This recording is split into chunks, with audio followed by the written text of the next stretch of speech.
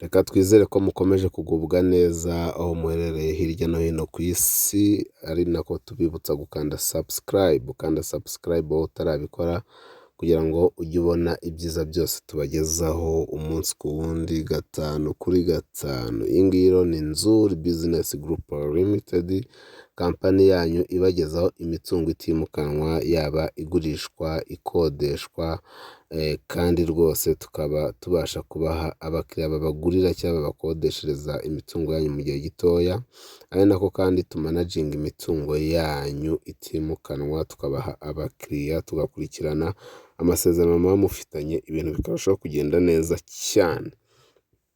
Nk'uko rero muri kubibona ku mashusho yanyu, cyangwa se muri kubibona ku mashusho ku masikirini yanyu, turimo turabatambagirira cyangwa se turi kubatambagiza inzu nziza cyane ikiri nshyashya. Ni inzu ya kadasitire yo guturamo, iri hano mu karere ka Kamonyi, umurenge ni uwa Runda, ahazwi cyane nko ku Ruyenzi, ucyambuka nyine Nyabarongo ku Ruyenzi murahazi muri benshi. Iyi nzu rero ikaba ari inzu nshyashya yubakishije amatafari ahiye yose, birumvikana nk'uko mubibona ko ari inzu igezweho. Iyi nzu ikaba ifite ibyumba 4, dushe na tuwarete 3, ikagira salon, saramanje ndetse na kwizine. Si ibyo gusa rero, kubera yuko inzu ifite n'amanegisi, anegisi igizwe n'icyumba cy'umukozi, igikoni cyo hanze, dushe na tuwarete hanze, ikigega cy'amazi, rwose aho kwanika imyenda, ahantu hisanzuye mu gikari. Ariko kandi inzu nini nayo ikaba yisanzuye nk'uko nabivuze, ifite ibyumba 4, dushe na tuwarete 3, salon, saramanje ndetse n'igikoni. Iyi nzu kandi ikaba ifite jaride ihagije na pakingi bihagije.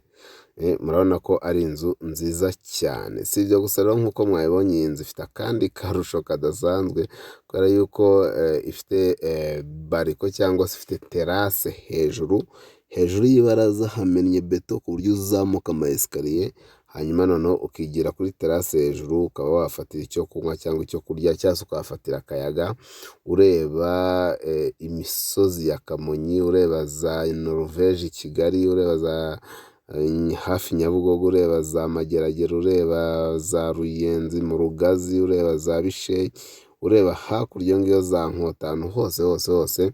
Ni inzu ifite viyu nziza cyane iyo uri kuri iyo terase yayo yo hejuru. Iyi nzu rero ikaba igurishwa kandi igurishwa amafaranga makeya cyane, makeya. Iyo mvuze makeya ni uko mba ngereranyije n'agaciro k'ikibanza, ibikoresho biyubatse, imibyizi, biki kubaka birahenda mw'abantu mwe. Iyi nzu rero irashaka miliyoni 55 z'amanyarwanda kandi ziri negosiyabure. Ntabwo tuba duciye iteka, ahubwo ni miliyoni 55 ziganirwaho. Mu gihe wayikunze uraza ukayisura, wamara gushima ukavuga uti ngiye mfite amafaranga ya naya, cyangwa se ndatanga ya naya, ariko igiciro cyayo ni miliyoni 55. Niyo menshi, niyo maximum. Wakunze rero iyi nzu, n'ubundi waduhamagara kuri za nimero zacu mumaze kumenyera muri benshi, arizo 0788 48 67 97, cyangwa se ukaduhamagara kuri 078123 Si ibyo gusa, ushaka kudusanga aho dukorera nta handi, ni mu mujyi wa Kigali hariya rwagati, mu nyubako ya Centenary House, ni muri etaje yayo ya 2. Ukizamuka muri asanseri uhita ukata iburyo bwawe ugahita ugera kuri Nzuri Business Group Limited, aho umukiriya aba ari umwami ibihe byose. Si ibyo rero, wadusanga ku zindi mbuga nkoranyambaga zacu, arizo Instagram, Facebook page, Twitter, hose n'ubundi twitwa Nzuri Market. Reka rero tugusabe gukomeza gukanda subscribe, ukanda subscribe wowe utarabikora, ukande ku kazogera, ukore share kugira ngo ujye ubona ibyiza byose tugenda tubagezaho. Ari nako kandi tubararikira kudusura kuri website yacu www.nzuri.rawa. Ni karibu cyane rero iwacu muri Nzuri Business Group Limited. Umukiriya ni umwami, turabakunda cyane.